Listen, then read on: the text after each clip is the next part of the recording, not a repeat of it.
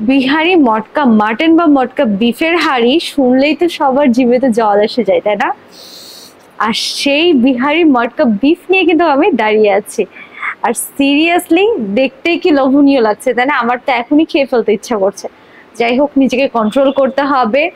আর এভাবে তো খাওয়া যায় না, এটা অভদ্রতামি দেখা যায়। আর সিরিয়াসলি এটা থেকে খুব সুন্দর একটা স্মেল আসছে।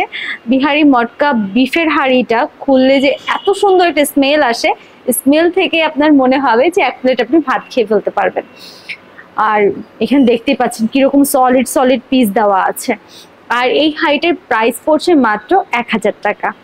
আপনারা যারা দক্ষিণা কিচেনে আসবেন তারা কিন্তু অবশ্যই এই বিহারি মটকা মাটন বা মটকা বিফটা ট্রাই করবেন।